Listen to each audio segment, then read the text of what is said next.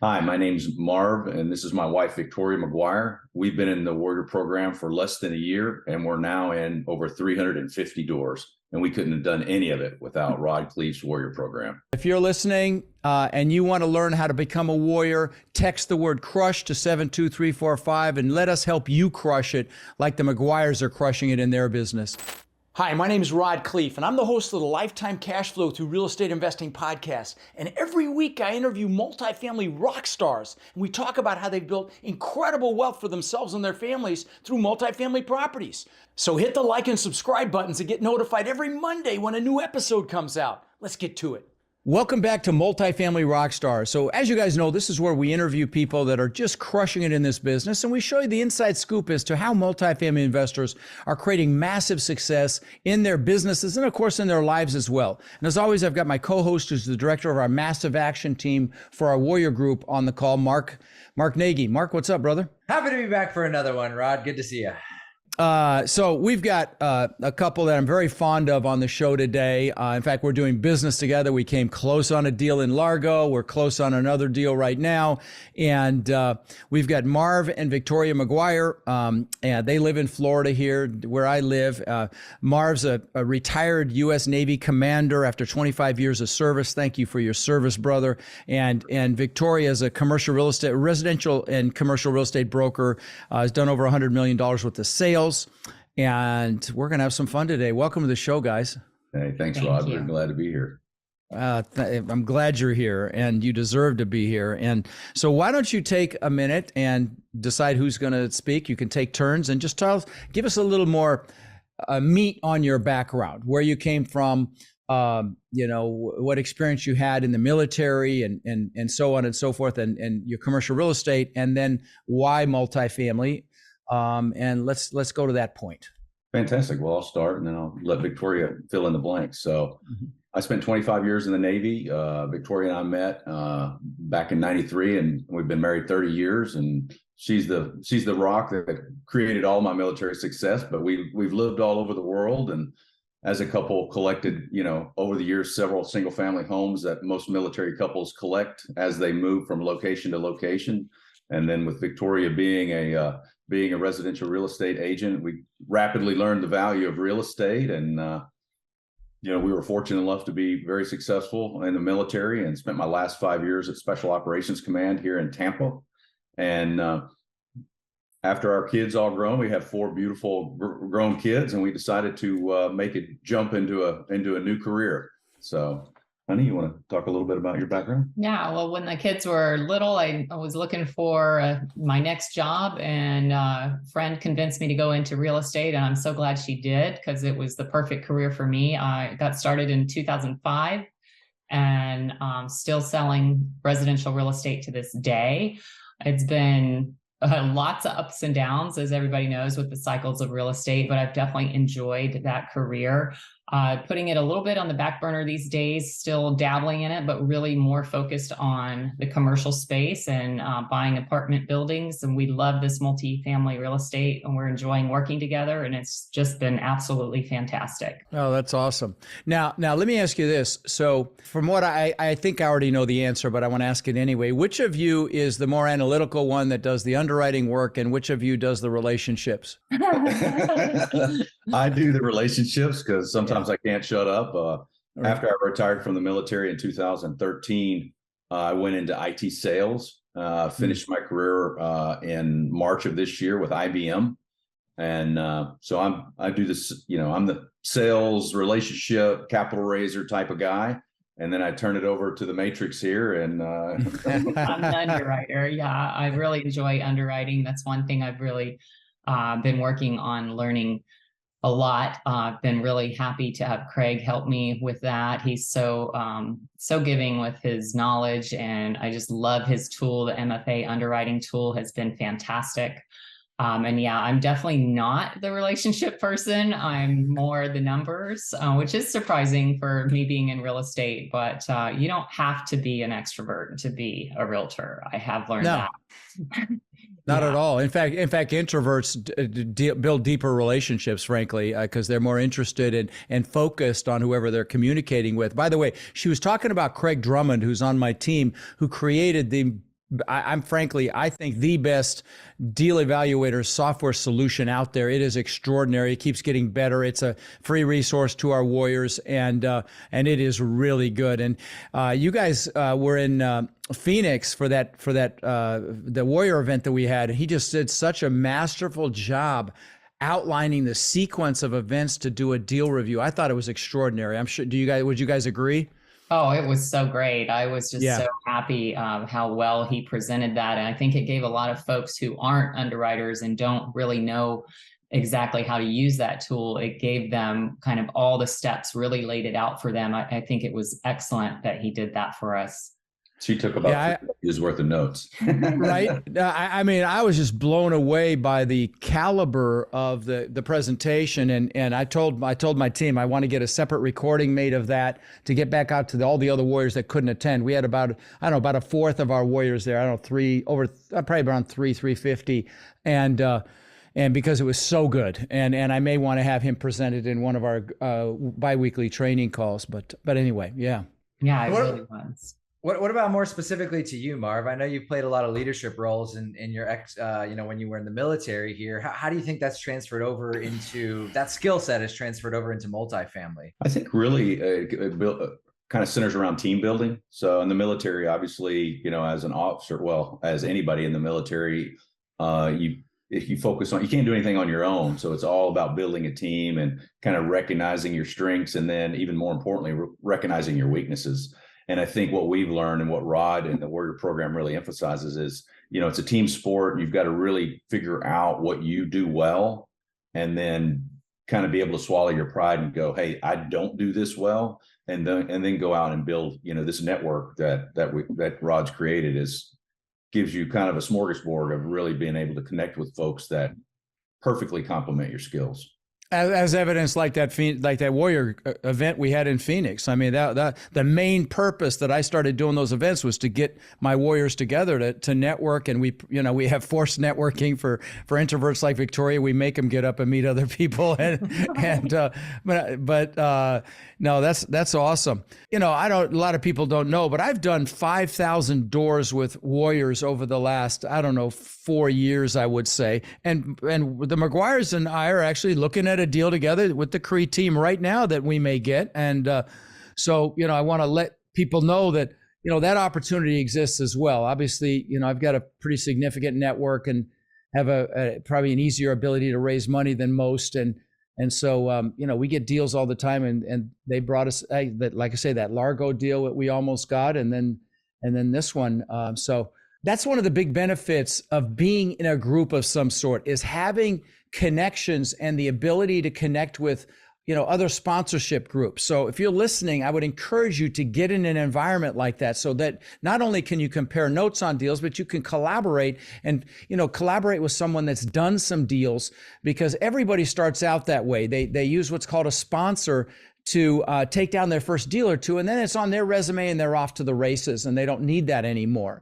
But let me ask you guys this. What suggestions would you have for someone starting out in the business? They're just getting going. What would you suggest they do, either sequentially, or let me not even pre-frame it. Just answer that question any way you think would be helpful to the people listening. Well, I have to give props to my husband on this one, because he really kind of took lead on, getting us going. It was great to go to, the event and meet the people, but actually taking those first steps is really the hardest part. And he decided that he was just going to reach out to everybody that he could and schedule as many calls as he could with people, just to get that network growing. And that, I think, was a game changer for us. Something that I know I would have never done, because that's just not my personality. And it really helped us to get a jump start into the business.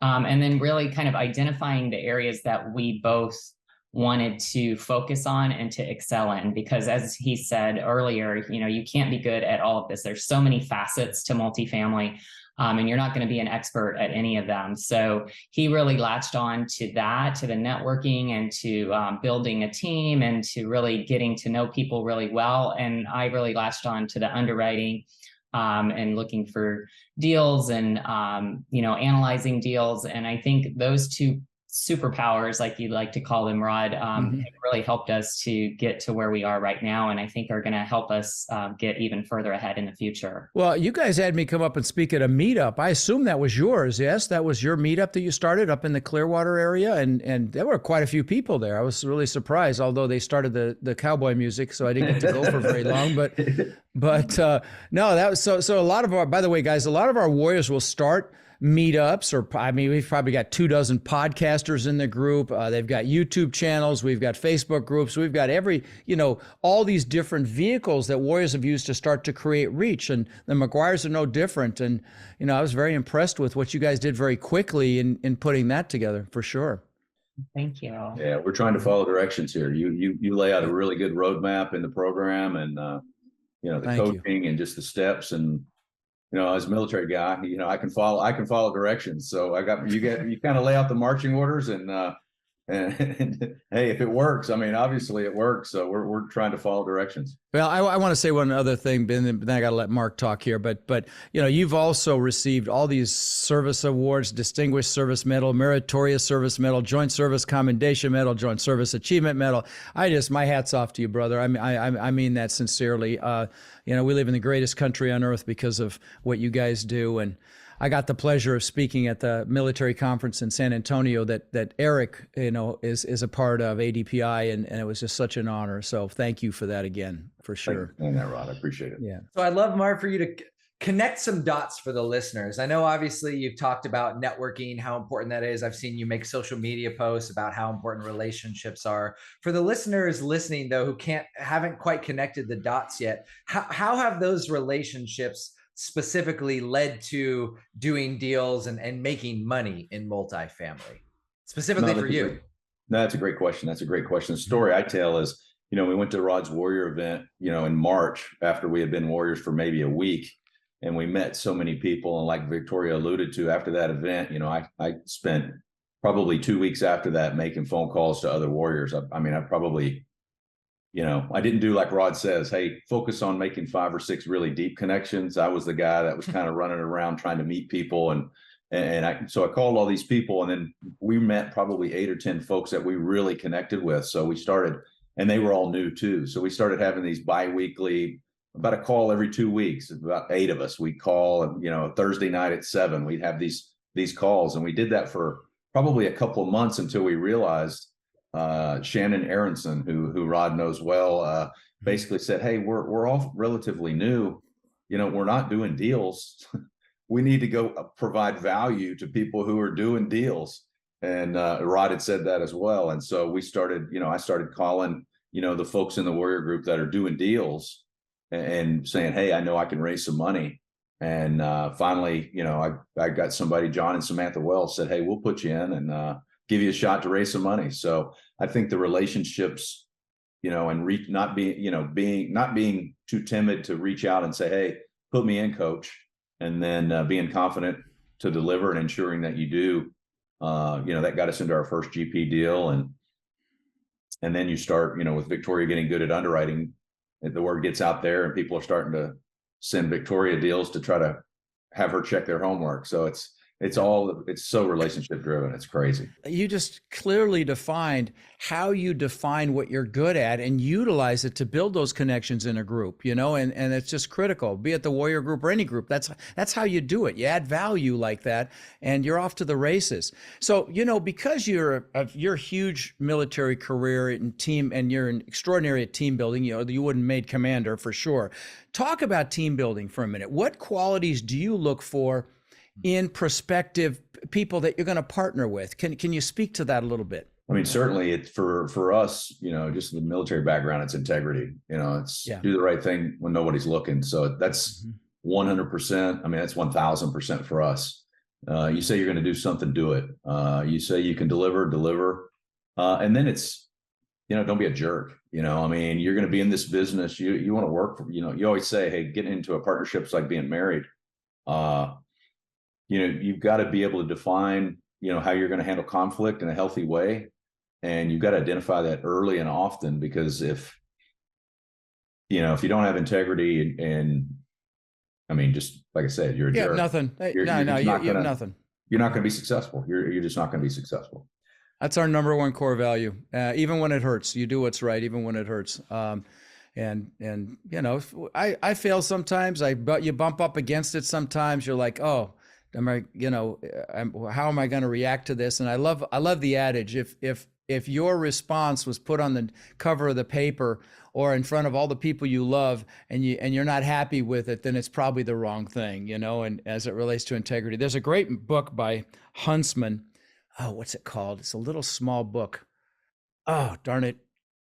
Oh, shoot. It's about integrity. So he's a billionaire that is no longer with us, but his name was John Huntsman. I just can't remember the name of the book now. But anyway. So I want to ask one question here. And for the people that are married and they're listening, pay attention. And I hope this doesn't start any arguments after this interview is over. But what are some of the challenges that you guys have run into working together as a couple? Because I don't see that very often. I do see it sometimes, and try and speak to that in a way to where people listening that maybe they are working with their spouse, or maybe their spouse is just supportive. How do you overcome those sorts of challenges, and how did you guys get through that? Now let me, before you answer, we do have a good number of husband-wife teams. I mean, I'm thinking Yesenia, I'm thinking Jonathan, I'm thinking there's probably at least a dozen that I can think of. So just don't think that you can't work together. But please answer the question, because it's a good one. Yeah, go ahead, sweetheart. Okay, well, first off, we've been married for 30 years. So. Oh, now wait a minute. Did you notice how he allowed her to answer the question? That's what we call a clue. Oh, that's what we call a clue. Sorry to interrupt. We haven't been married for 30 years for nothing, Rod. Right. You can be happy. You can be right, or you can be happy. Correct. 100%. All right. So we've had a lot of ups and downs. We've been through a lot of challenges in our life, and I think just knowing that we're always there for each other. We're not really a couple that fights or argues a lot. I think I can count on one hand how many fights we've actually had where they've been knock down, drag out kind of fights. So we're good at helping each other understand what we're doing, why we're doing, and being okay with it. I think the main challenge for this, I think, is how much. I'm sorry. Before you go into the challenge, how are you good at working through that? What's the secret to that? I think I know the answer, but I want you to say it. I mean, I think it's just patience with one another, and compromise, kind of knowing what the other person wants. And if it's not what you want, be willing to give up, for the other person. How important is the communication? Oh, number one. Yeah. That's what I was trying to drag out. Yeah, it's about how well you communicate with each other. Yeah. Yeah, talking through everything is super important, and we do a good job of that. Every day in the morning, we have our coffee and we kind of talk through pretty much anything and everything that comes to mind, and that's really been a key for us, is to have that time together to talk through things. But our main challenge has been kind of agreeing, I guess, how hard we want to run with this. Because when we first got into this, Marv is retired now from his second career. And I had why written down on my thing here, because I know you've got a decent retirement income coming in, and you're doing some real estate on the side. So, but I'm sorry I interrupted. Doggone it. I'm supposed to stop doing that. But anyway, please continue your thought, Victoria. I apologize. No, it's okay. That's been our main challenge, though, is really we're both such go-getters and so competitive and so driven that we want to just really dive all in and do this. But we also don't want to work ourselves to death, because we are where we are. So, we've accomplished a lot in our lives. It's not like we're hurting for money. Like you said, we have the retirement from Marv's naval career. We make a decent living, but we do want to see what we can do. We're always looking for a challenge. And so we want to do this really for our children. We want to show them that they can do it too, that, you always have to be challenging yourself to keep moving forward in life. And we're not ready we live on the beach, but we're not ready just to sit out there and sit on the beach every day. We still want to work. We still want to contribute, and we want to build a legacy for our children. Oh, what a beautiful answer. What a beautiful answer. And Mark, fun. Go ahead. Yeah. And it's fun. Yeah. It's fun. So one thing on that topic, in terms of what you're saying, I found it really, really funny, because I before this, I just searched your name in the Warrior group, and I saw back when you joined in February, you said our goal for this first year is 500 units. You're now in 370 something, 376, I think you said, and you have a 130 unit that you guys are in best and final, which if you get that, that would get you to over 500. What was the mindset shift from from just a few single families to, hey, I want to do 500 units in 12 months? I mean, go big or go home, right? I mean, you're going to take a swing, take a big swing. I mean, Victoria alluded to, we're both really, really kind of driven people. I mean, she's a marathon runner. Oh, wow. Didn't know that. Wow. Bucket list of running a marathon in all 50 states. And I want to do the entire Appalachian Trail. So we've got big goals for ourselves. And, you know, we both feel, even though that we're in a different stage of our life with grown kids and kind of, I won't say we're on the latter half by any stretch, but we're in a position where we can pursue big things and learn new things. And I think, you know, when we saw the possibilities of what you learn in this group, and I can't say enough about the coaching aspect of the Warrior program. I mean, it's life-changing. I mean, thank you. We think we have the best coach in the entire Warrior. We do. 100%. So when our eyes got open, you know, about, hey, this is how this works. This is how this works. And we really kind of got the gist and the nuts and bolts of it. You see the possibilities. I mean, it can be, I mean, everybody says generational wealth and passive income for life and all these different things. But when the light bulb goes off and you're like, man, we can do this and it can be something special. So, yeah. By the way, I mean, you've heard some great things about the Warrior program, and it is extraordinary. If you are interested in checking it out, text the word CRUSH to 72345. We'll set up a call, and you check us out. We check you out. And if it's a fit, you are off to the freaking races. And even if it's not, you'll leave that call better than when you started it. But again, text CRUSH to 72345. So I want to ask you guys a question now. You know, everybody thinks it's all roses and glory, and boy, those 376 doors were easy. Talk about a war story as it relates to that process. Something you encountered that, you know, a growth opportunity, and, you know, a little lesson or seminar that you got from it, or just a setback, and speak to that if you would. Well, I mean, I think, you know, on our first GP deal, raising capital, it's a lot harder than people really think it is. You know, you're like, oh, I've got a lot of money, I can raise a bunch of money. And people frequently say, well, the best way to get into a GP deal is to either find the deal or bring the money. And that's 100% true, but it's a heck of a lot harder than people think. So when you're on the phone, I mean, a first GP deal, I was probably on the phone every day, all day for a couple of weeks in a row, you know, 8 to 10 calls a day. And you get a lot of no's. You get a lot. So let me ask you a question. Had you already pre-framed these people that you were going to be talking to them about multifamily, or were you just calling them cold? No, we had set up a drip campaign and active campaign, and really started the educational emails and the things that you learn in the Warrior program, which is another just how valuable it is. But so these people were in our database and interested in what we were doing. And so whenever we got into our first deal, folks knew and expressed some interest. So, you know, when we started making those calls, you know, you get excited because everybody's, you know, these folks are reached out and said they're interested in things like that. And then you rapidly learn that it's a heck of a lot harder than people just pulling out a checkbook and writing a big check for you. Well, there's a lot of fear right now because of the economic uncertainty. It's definitely gotten much harder this year, for sure. And I'll tell you, you know, they require a lot more hand-holding. How much did you raise for that first deal? The first deal we were able to raise $2 million. Yeah, $2 million is a for your first raise is pretty extraordinary. I'm just going to tell you, that's fantastic. I mean, I usually hear 500,000 or $1 million. So that is really good. I'm just going to throw that out there. You know, that's a really good, yeah, no, I'm serious. That's a really good raise. Oh, him. He worked really hard at that. He put a lot of hours into it. That's okay. Was it worth it? It was definitely worth it. It was great. Yeah. It was great. Better freaking believe it was worth it. Very rewarding. Yeah. I have one more question for you guys. I know you mentioned that, hey, you said the whole go big or go home thing, and you guys have done some bigger deals. And when do you think was that light bulb moments? Was it listening to a podcast? Was it doing that first deal? Was it just hearing it from a coach? When was that moment when you just decided, hey, we want to go big or go home, if you remember it? Yeah, I mean, I think what happened for us that made us even think about doing multifamily in the first place was we've always had, rental properties, as Marv mentioned earlier.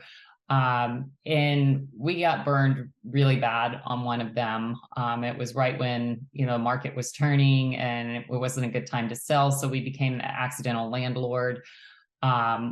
We had a really horrific experience. Our tenants left in the middle of the night, and we were informed by our neighbors, hey, your tenants, we just saw them pulling out in the middle of the night. And we went to the house, and it was an absolute disaster. It looked like someone had changed the oil in the middle of the living room. The carpets were trashed. There was holes in the wall. They had driven their car in the garage into the air handler because the air handler was in the garage. So the AC was toast. And there went, any profit we had made, throughout the whole time of renting it was gone just in one fell swoop with restoring that. And we were like, gosh, I know there's a way to make money with this, but there's got to be a better way. There's got to be a better way than this. And that's kind of what first got us started thinking about multifamily and, the volume of it all, and covering some of those losses that you take just by having so many doors, has been a game changer. Listen, I commend you. It took me 2,000 houses to get that memo, just so you know. So very, very impressed. But how did you get over the fear of moving? There's a lot more zeros in your world now. How'd you get past that fear? I think really we owe that to the Warrior program. It's one of those things when you see other people doing it and you're just surrounded by it all the time and it becomes your world. It's kind of normal. I never thought that we would be talking about, oh, hey, that apartment building, that's only 12 million. Like we never thought that. I would have never said that's only 12 million to anything in my life had I not been exposed to the Warrior program. So it's really changed our minds, opened up our minds. 100%. What about the fear of investing into yourself to even do something like that? Because that is a big fear for a lot of people of just, hey, do I put money into myself? Do I do this on my own? How'd you even overcome that fear? I mean, I think it's big for me. I was the one saying, I don't know if we could do this. This is a lot of money. Yeah, it was after we talked to you, Mark. I can remember the first 2 or 3 phone calls we had with you. We're just, and Rod, you had said, hey, you'll leave those calls better off than you were. And we had investigated other programs, and it was like, so we had this call, I texted Crush and we talked to you, Mark, and it was really a positive experience. It was really a positive experience. And then, we were like making the decision. I'm like, are we going to do this? Are we not going to do this? And, I've always been the jump into the deep end and do a cannonball. And she's always like, hey, and make sure you check the depth. And we came to a compromise. It's like, hey, if we're going to do this, let's do it. And so we kind of both said, okay, we're not that old. Let's go for it and learn something new and take some risk and hopefully change our kids' lives. So that's kind of what pushed us through that fear. Love it. Well, listen, I so appreciate you guys coming on the show today. Such a treat. And, I can't wait to see where you're at 2 years from now or 3 years from now. I think it's going to be freaking extraordinary at the pace you're going and the amount of time and effort and energy you're putting and focus you're putting into this. So again, I appreciate you coming on and really appreciate you sharing your story. Thanks, Rod. Thanks a lot. Yeah. So one other quick thing. We encounter so many people that are frankly frustrated. They're looking in the mirror and they're frustrated that they haven't been able to escape the rat race. They haven't been able to build cash flow to the point where they're able to have financial and time freedom with their families. And maybe they see other people buying real estate and creating, incredible cash flow. And they think, well, it's just scary. Buying apartments is intimidating. And I get it. See, that's why we created our Warrior Mentorship Program. They're our coaching students and they've had extraordinary results. My students, I've been teaching about 5 years, and they own upwards of 140,000 units now that we know of, right? And we feel like it's just getting going. Now we're looking to grow this group and really take it to the next level. And honestly believe that the greatest transfer of wealth could be upon us right now with this current economic environment. Everything's going on sale. So we're looking for people who want to follow a proven framework, really like a blueprint or a map, literally step by step. And then they're able to leverage our systems and our incredible network to raise money and equity, to find deals and close those deals and build partnerships, really nationwide. So if you're interested in finding out more about how you can become more in our incredible network and take advantage of the unbelievable opportunities that are upon us, you can apply to my Warrior Mentorship Program by texting the word CRUSH to 72345, or you can go to mentorwithrod.com. And what we'll do is we'll set up a call so you can check us out and we can check you out and see if it's a fit. Now, again, you can go to mentorwithrod.com or text the word CRUSH to 72345 to apply, and we will speak soon.